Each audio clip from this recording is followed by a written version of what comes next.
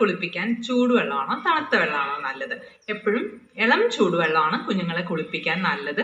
അത് എത്ര വയസ്സ് വരെ ഇളം ചൂടുവെള്ളം വേണം? അതിന് ക്ലിയർ ആയിട്ട് നമുക്കൊരു കട്ട് ഓഫ് ഇല്ല. പറ്റുമെങ്കിൽ നിങ്ങൾ ഒരു വയസ്സ് വരെയൊക്കെ ഇളം ചൂടുവെള്ളത്തിൽ കുളിപ്പിച്ചാൽ കുഞ്ഞുങ്ങൾക്ക് എന്തുകൊണ്ടും നല്ലതായിരിക്കും. ഇനി കുളിപ്പിക്കുന്നതിന് മുന്നേ എണ്ണ തേക്കണോ അതോ കുളിപ്പിച്ച് കഴിഞ്ഞിട്ട് എണ്ണ തേക്കണോ? എപ്പോഴും നമ്മുടെ കസ്റ്റം എന്താന്ന് വെച്ചാൽ കുളിപ്പിക്കുന്നതിന് മുന്നേ നന്നായിട്ട് എണ്ണയൊക്കെ തേച്ച് കുറച്ചു നേരം കിടത്തി ചെറുതായി ജെന്റിലായിട്ടൊക്കെ മസാജ് ഒക്കെ ചെയ്യുന്നതാണല്ലോ നമ്മുടെ ഒരു രീതി. അങ്ങനെ ചെയ്യുന്നത് നല്ലതാണ്. പക്ഷെ ഡ്രൈ സ്കിൻ ഉള്ള കുഞ്ഞുങ്ങളാണെങ്കിൽ, ചില തൊലിയുടെ രോഗങ്ങളൊക്കെ ഉള്ള കുഞ്ഞുങ്ങളാണെങ്കിൽ കുളിപ്പിച്ച് കഴിഞ്ഞിട്ട് എണ്ണ തേക്കുന്നതാണ് നല്ലത്. അല്ലാത്ത നോർമൽ സ്കിന്നുള്ള കുഞ്ഞുങ്ങൾക്ക് നമ്മൾ ഈ ചെയ്യുന്ന പോലെ ചെയ്യാം. ഇനി അടുത്ത സംശയം, വെളിച്ചെണ്ണയാണോ ഒലിവെണ്ണയാണോ ഏതൊക്കെയാണ് നല്ലത്, ഉരുക്ക് വെളിച്ചെണ്ണ ഉപയോഗിക്കാവോ എന്നൊക്കെയാണ്.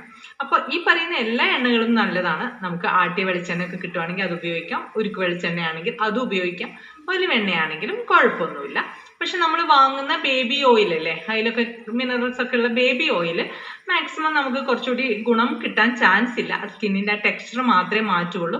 കോക്കനട്ട് ഓയിലൊക്കെ ആണെങ്കിൽ കുറച്ചുകൂടി നമുക്ക് ബോഡിക്ക് നല്ലതാണ്. അപ്പൊ അങ്ങനത്തെ ഓയിൽ ഉപയോഗിച്ചാൽ അത് നല്ലതായിരിക്കും. നാച്ചുറൽ ഓയിൽസ് ഉപയോഗിച്ചാൽ നല്ലതായിരിക്കും.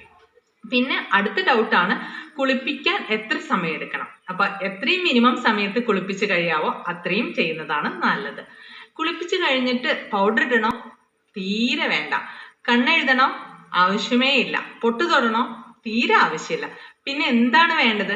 കുറച്ച് മോയ്സ്ചറൈസർ ക്രീം, നമുക്ക് പല ബേബി ക്രീംസ് ഉണ്ടല്ലോ, അത് വേണമെങ്കിൽ നിങ്ങൾക്ക് കുഞ്ഞിന് ഒരു മാസം കഴിഞ്ഞ മുതൽ വേണമെങ്കിൽ തേച്ചു കൊടുക്കാം.